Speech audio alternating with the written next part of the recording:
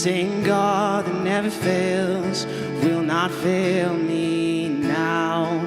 You won't fail me now in the waiting. The same God who's never late is working all things out. You're working all things out. Yes, I will lift you high in the lowest valley. Yes, I will bless your name.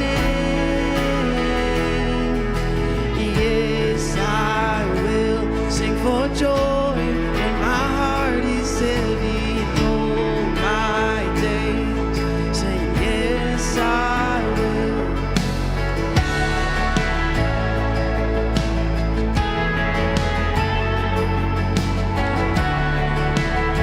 Sing a count of one. I count on one thing. The same God has never failed. Fail me now. You won't fail me now in the waiting. The same God who's never late is working all things out. You're working all things out. Yes, I will lift you high in the lowest valley. Yes, I will bless your name. Yes, I will sing for joy when my heart is heavy in all my days. Yes, I will for all my days. Sing yes, I will, and I choose to pray, to glorify the name of all name. And nothing can stand against, and I choose to pray, to glorify the name of all name. Nothing can stand against. Yes, I will lift you high in the lowest valley. Yes, I will bless your name. Yes, I will sing for joy when my heart is heavy all my days. Sing yes, I will for all my days. Yes, I will for all my days. Singing yes, I will.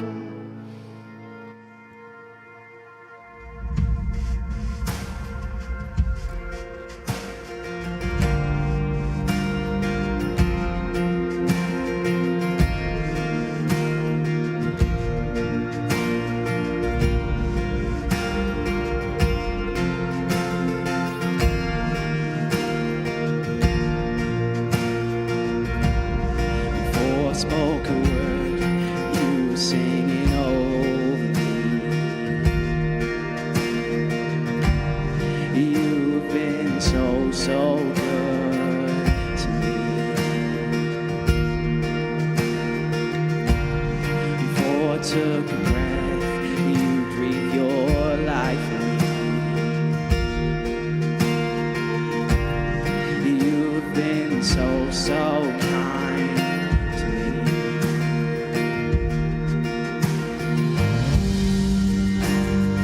Never reckless love of God.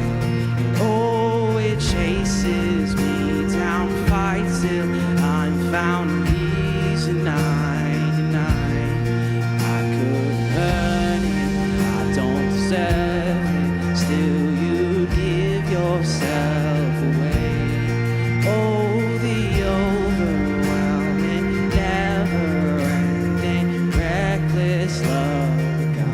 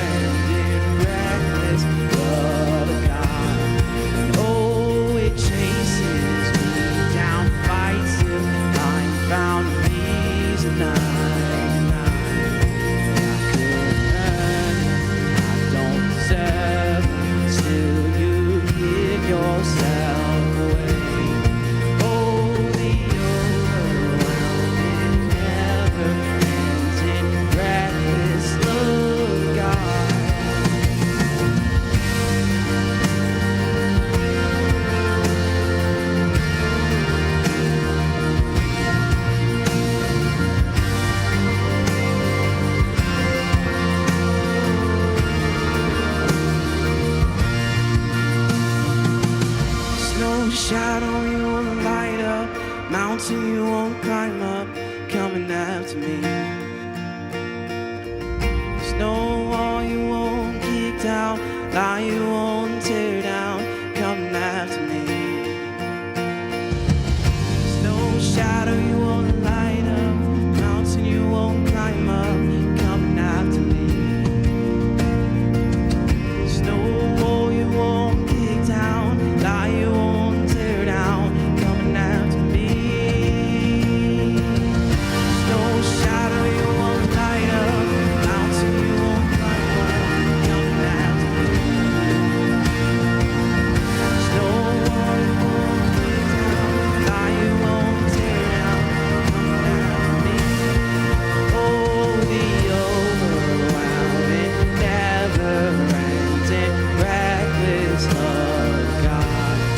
Oh, it chases me down, fights till I'm found, leaves and I could earn it, I don't deserve it, still you give yourself away. Oh, the overwhelming, never-ending, reckless love of God. Yeah.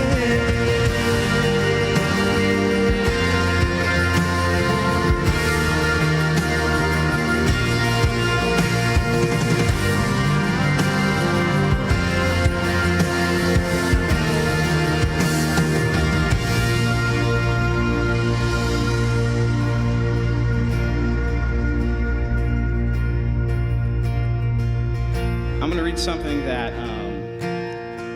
Corey Asbury wrote. When we say reckless love, we aren't saying God is reckless. We aren't saying God is crazy. We are saying this. He's unconcerned with his own safety, comfort, and well-being. His love isn't crafty or slick. It's not cunning or shrewd. In fact, all things considered, it is quiet like a child. So let's sing that chorus one more time. Oh, the overwhelming.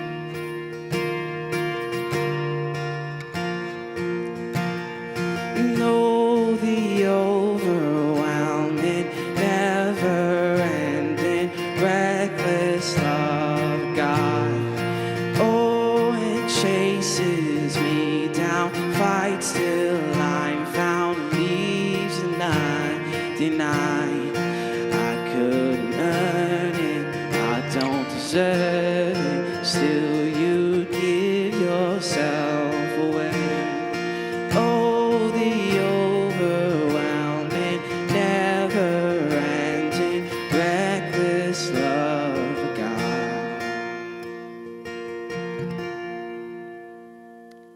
Thank you, Matthew. You guys can be seated. And thank you for sharing that. I think it's really important that when we sing a song, we know what the lyrics are meaning. And I've heard so many people who have listened to that song or sang the song Reckless Love by Corey, who Matthew was referring to. And they're like, I just don't believe that God is a reckless God. And that's so true. He's not. But yet his love for us is exactly that. So thank you so much, Matthew, for sharing that. Welcome back to youth, guys. It's been a while. How are you guys doing this fine first Wednesday of 2022? Yeah, well, I think we can't forget the obvious. We got some birthdays in the house tonight. Happy birthday, Trey. Happy birthday, Chase. You guys share the birthdays. And raise your hand if your birthday's in January, because we got a couple of you.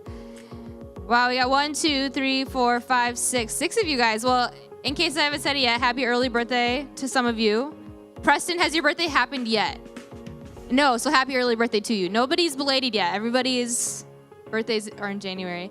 How many of you think you have the coolest birthday month? August? December? April? June? Who has a May birthday? Okay, three of us, the best ones in the house. Got a May birthday. I love it. Well, no matter what month your birthday is, this year, 2022, is going to be awesome. We started off strong with our all-nighter. How many of you are here? Yeah, I got some noise. How many of you have recovered from your sleep? Yeah, everyone's still recovering. Raise your hand if you're back at school already. Oh, stinks to stink. Oof. Just kidding. School's not that bad, right? You look at all those adults, all of your parents, they survived it, and so will you, okay? Just like what my mother used to tell me. I'm like, Mom, I can't imagine ever popping out a child. She's like, look at all the people on the planet. One mother had to do it. For every one of them, you will survive. I'm like, okay, great advice. And so when I'm with people who are still in school, they're just like, it's so terrible. I know, but raise your hand if you survived it. Barely, but some of, yeah. Adults in here, you guys survived it. You guys will too. And one day, you can tell some other kids that, and they'll just be upset at you. It's fine. But welcome to a brand new year, guys. New month, new series, new you. Yeah, some of you are like, I'm still going to be the amazing person that I was in December. Yes, that is very true. Raise your hand if you did not sleep at all at the all-nighter. If you didn't sleep 1 ounce at the all-nighter. Oh, a couple of you did not make it all the way through. Only like 3 of you for a very short period of time. And then the rest of you were awake. You're like, I don't know how. Yeah, how many of you basically slept all day January 1st? Some of you guys did. Okay. A few of you, yes. 7, yeah, that's super great. Well, if you didn't join us, that's all right. We got some fun things this month planned. Are you guys ready? So, 2 things I want to announce and make sure you guys are aware of. Our first thing that we have this month, well, technically we had the all-nighter into January 1st, but January 21st, it's a Friday from 6 to 10. We're going to have a girls and guys hangout. And so the details will be an email for your parents, but what it's important to know is all the girls will be hanging out at EPAG YTH's house in Shakopee. So all the girls, no matter your age, and all of the guys will be hanging out at Caleb Ivesdal's house in Chaska. Same night, 2 different locations, same time. So we hope you guys can join us. It's going to be really fun. And then looking ahead to the first weekend in February, can I please get a drum roll? Some of you already know, but we have Winter Retreat. It's happening, and it will be happening February 4th through 6th. That's a Friday through a Sunday. Again, just mark your calendars for that. The details will be coming out, and I'm really excited, and I hope that you guys can join us. It's going to be amazing. How many of you are ready for a new year? How many of you graduate this year? 5 of you, I believe. You could if you wanted to, but you want to enjoy it 1 more year. That's super fair. How many of you wish you would graduate this year? Yeah, a lot of you guys. Okay. Yeah, not there yet.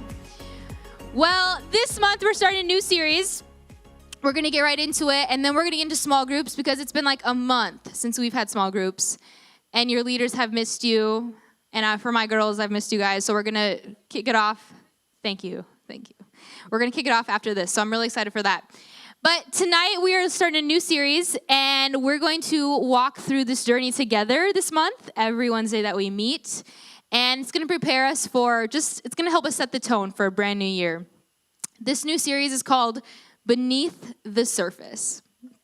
So maybe when the new year started, you set some new goals, or some people like to use the word resolutions. Maybe your parents, I know families, like they'll sit down with their kids and all together they'll come up with like family resolutions or goals or whatever. So on the count of 3, those of you who made a New Year's resolution or goal, I want you to shout it out. 1, think about it. 2, 3. Oh, level up in a fortnight, finish a book. I heard like 2. Publish a book. Okay. Some of you did. Some of you are like, nah, that's fine. Bella, did you set a New Year's goal or resolution? No? She's like, I'm not going to answer that. You want to what? That's very true. We're actually going to get into that tonight. A lot of them don't last very long. One of my New Year's resolutions is to drink less coffee. So far, it's not been going so well. But I must say, I probably drink less coffee than most of the people I know that drink coffee. So kind of ahead of the game, but not going so well so far. But let's be honest, I started the New Year's off being up all night. So what do you expect me to do? I'm not going to drink less coffee. But I'm back now. But anyways, some of you set New Year's goals, resolutions. Some of you didn't. That's totally fine. But according to Google, good old Google, who tells us everything that's accurate, wink, wink, here are some of the top resolutions or goals that people have set this year. Lose weight, eat healthier, change diet, get fitter and take more exercise, spend more time with family and friends, be more aware and take care of mental health, sort out finances and cut back spending, travel more, take up a new hobby, sport, or another interest, be more environmentally friendly, look for a new job. How many of you would say you would travel more if you could? Okay, good. I'm glad you guys do. I do not like to travel. Fun fact about me, I do not enjoy traveling. But those are the most common New Year's resolutions or goals for 2022. Would some of you say they seem pretty reasonable? Yeah, they actually seem pretty good. But because every year, the most popular New Year's resolutions are about self-improvement.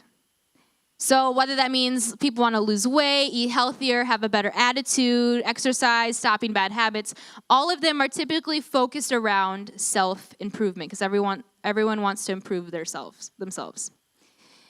The catch, as Bryce so boldly stated earlier, on average, most people's New Year's goals or resolutions don't last very long.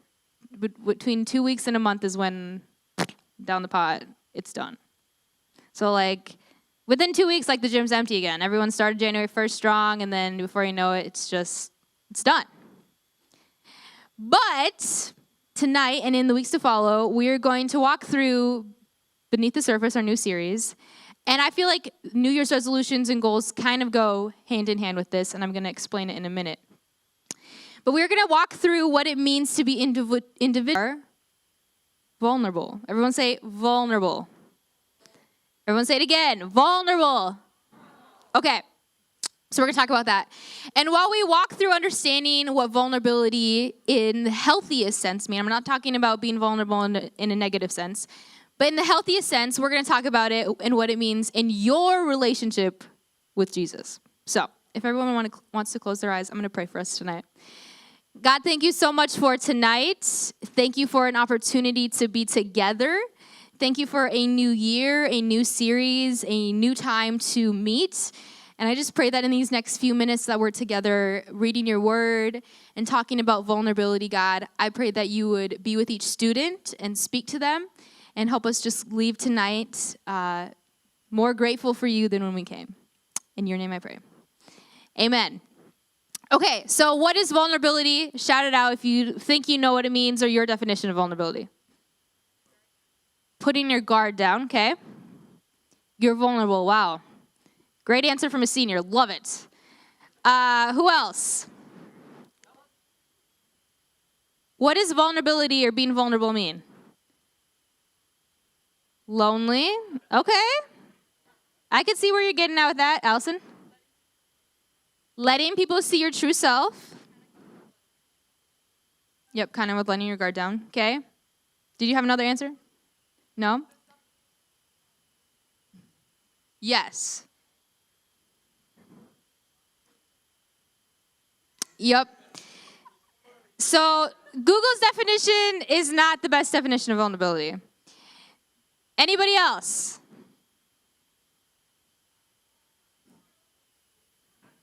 Open and honest. Good, good, good. So when we talk about vulnerability, there are many definitions, and it just depends on what you're trying to describe. Sometimes we're talking about a person who is vulnerable. Maybe they are in danger, or children are typically vulnerable because they're young, innocent. They really don't know who's safe, who's not safe, that type of thing. But when we talk about vulnerability in the sense of your relationship with Jesus, everyone say Jesus. We are talking about vulnerability in the sense of when you invite God and others into the messy part of your life.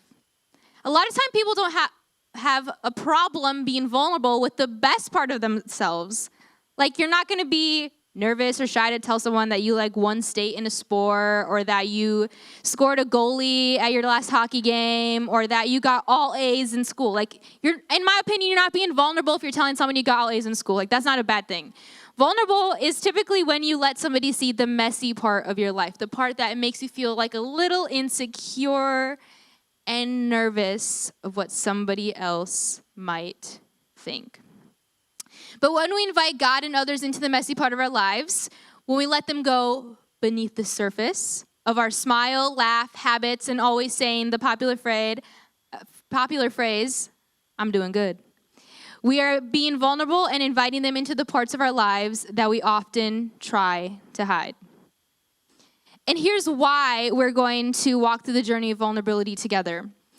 We can't grow into the best versions of ourselves that God wants us to be if we haven't reached a place of vulnerability with God and others.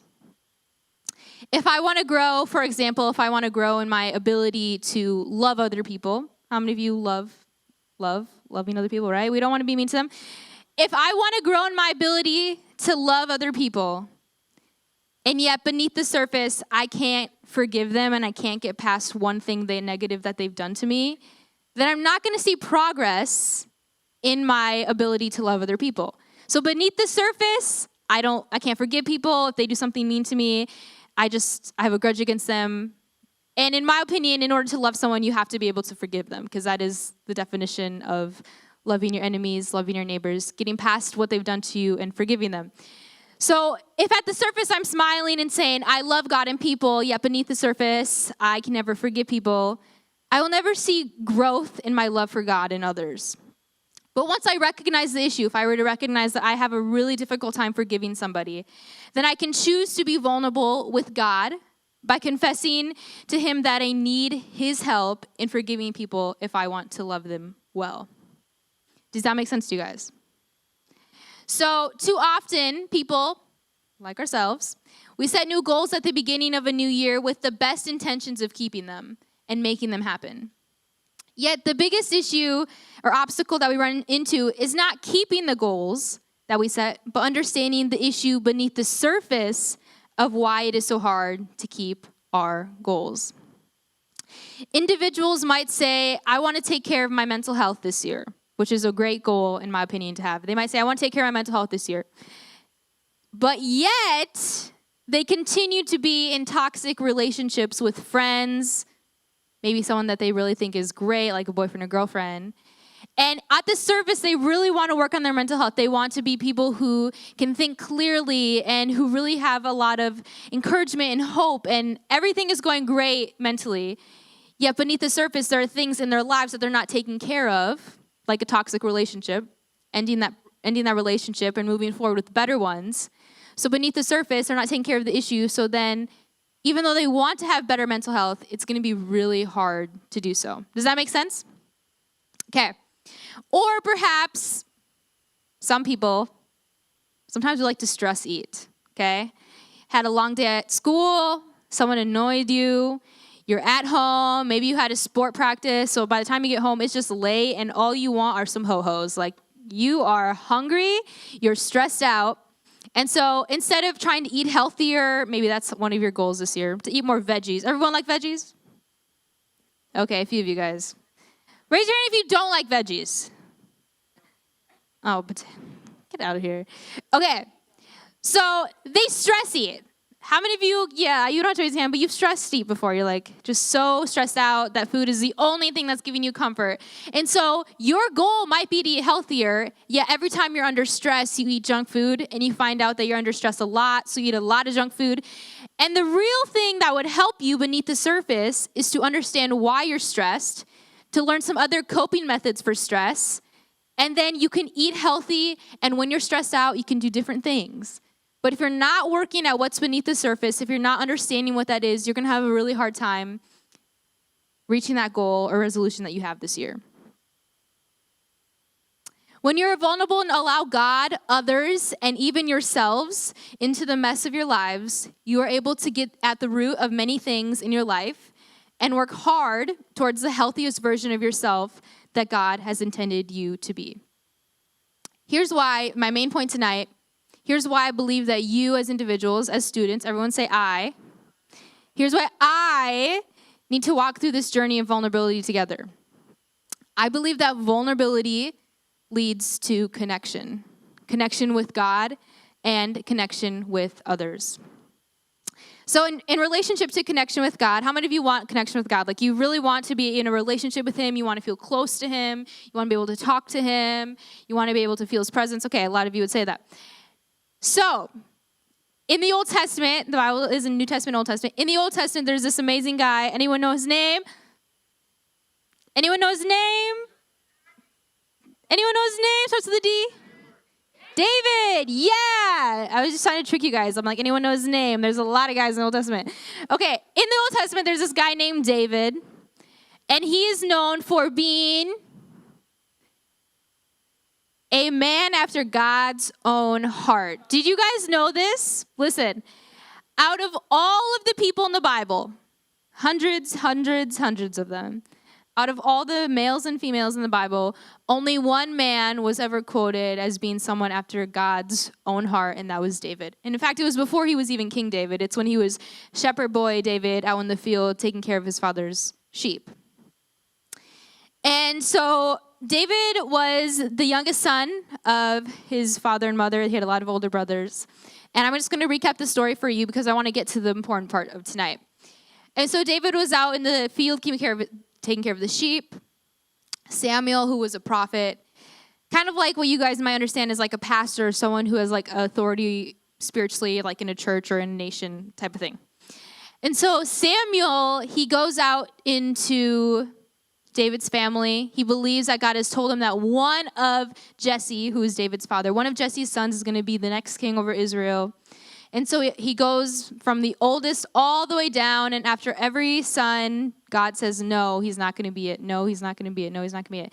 And finally, Samuel's like, hey, Jesse, I have literally gone through all of your sons. Are you sure you don't have any more left? Because I really believe that God has told me that one of your sons is going to be the king of Israel. And he's like, oh, I mean, yeah, I kind of forgot, but I have like this younger son named David. He's out like taking care of the sheep. I mean, he can't possibly be an option. Like, he's just out there.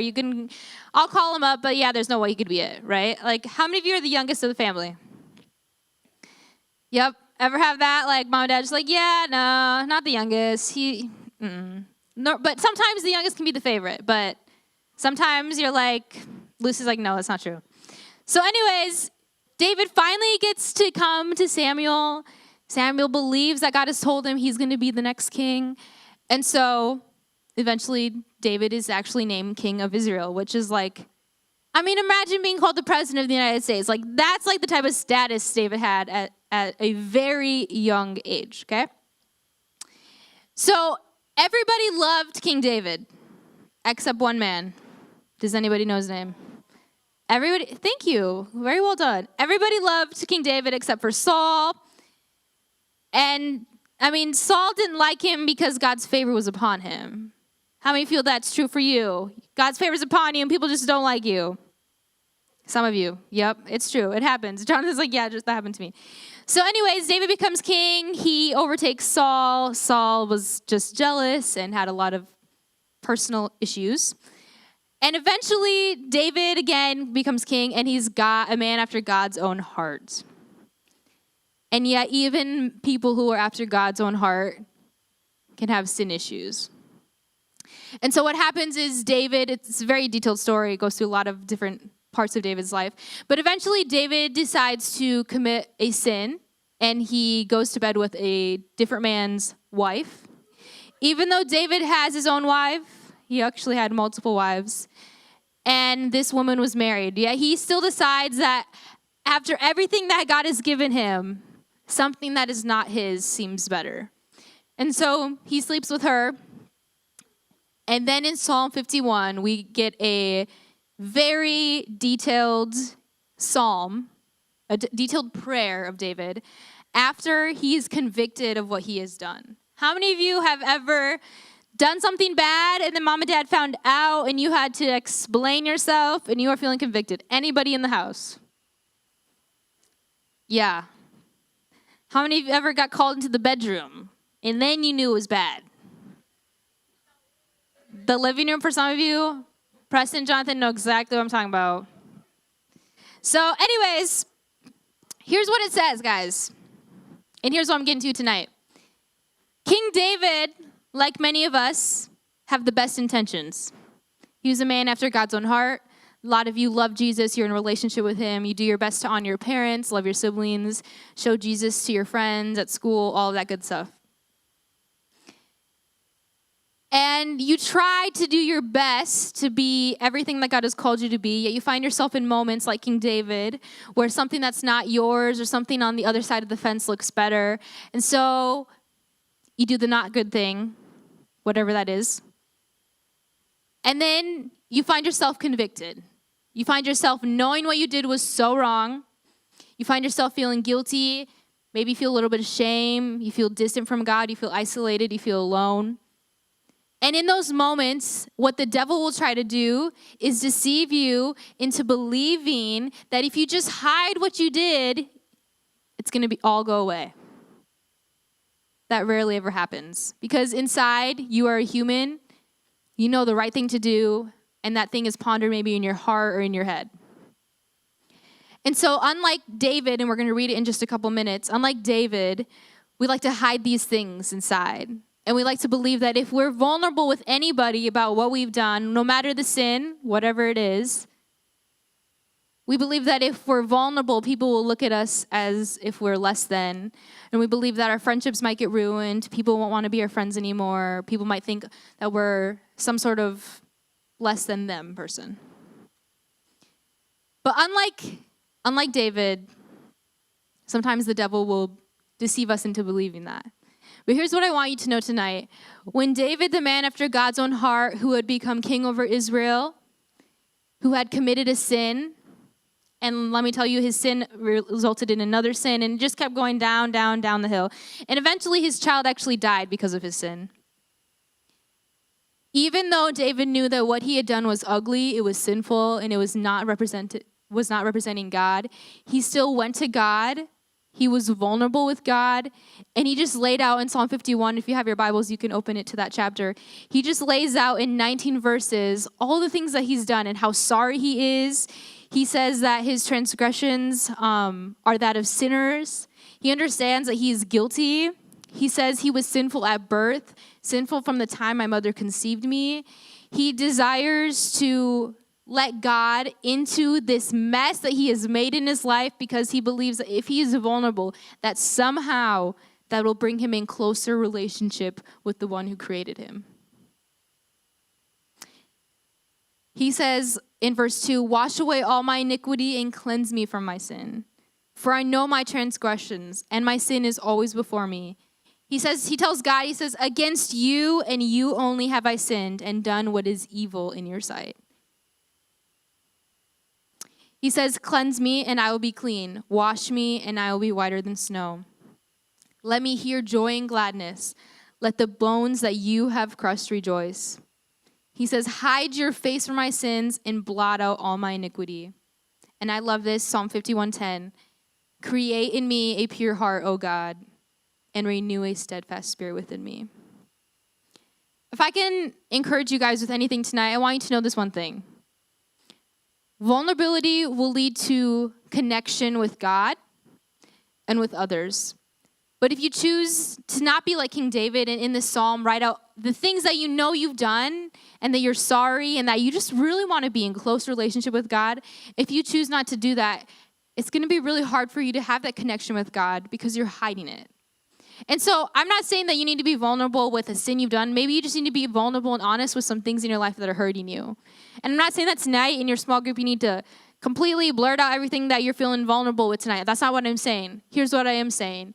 That in this journey of vulnerability, you have to understand that in connection with God, in connection with others, they're only strengthened when you choose to not hide a version of you that you want to keep hidden, but when you choose to allow God in to see.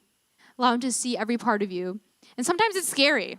I mean, how many of you sometimes just want to pretend you're this perfect person and nobody has to see the ugly side of you? Yet, in all honesty, when we're vulnerable with God, he can continue to grow us closer to him and closer to others. And when you're vulnerable with God, connection with others, it results in deeper friendships. How many of you would say you have some pretty awesome friends? How many of you would say you have some pretty close and awesome relationships with your friends? Okay, good, love it. My greatest friendships have been when I have been vulnerable and honest with the people that I'm friends with. My fakest friendships are those that only go so far as small talk. Do you guys know what I'm talking about? Like the friend you see in the hall who says you're your friend, but all you guys ever talk about is the weather. Like, come on. That ain't no friend. It's just small talk. Like, let's define a relationship, friendship, that's not it. But my greatest friendships, and I'm sure so many of you can agree to this, your greatest friendships in life, maybe they're your siblings, maybe they're someone you grew up with, someone at school, someone in the same sport you are, whatever it is, they are the relationships where you can be completely honest and vulnerable. You can share the things about yourself that you aren't proud of, but you can also get to know them more because they are being honest and open and vulnerable with you. So just like the same is true with your friendships with others, the same is true in your relationship with God and yourself. So tonight, if you learn anything, I want you to be reminded that vulnerability leads to connection with God. It leads to connection with others. And in this journey of vulnerability together that we're all going to take, we're all going to be vulnerable with God, mostly with each other. I want you to be reminded that it's always so that we can become the best version of ourselves that God has created or intended you to be. Do you guys believe that? Some of you are like, yes, I believe that. Okay, awesome. If you guys want to stand up, I'm going to pray. Then you guys are going to go into small groups, and we're just beginning tonight. We're just starting off this series. Next week, we're going to talk about maybe some things that you do need to be vulnerable about. Okay, so we're just getting the beginning of the series, and I hope that tonight in small groups, you guys use that time wisely to talk with your small group leaders who are absolutely amazing, and then share with each other, pray with each other, and then we're going to be back next week, and we're going to talk about some deep stuff. I don't know if some of you guys are ready for that. Okay, I'm going to pray. God, thank you so much for these students. Thank you for tonight, for opportunities to grow closer to you, to have a connection with you. I just pray that these next few moments in small groups would be awesome, and Lord, that you would continue to be honored and glorified in all that we say and do. In your name I pray. Amen. You guys are dismissed. 7th through 9th, you're with Pete. 10th, you're with Bobby. 11th and 12th are with the birthday boy, Chase.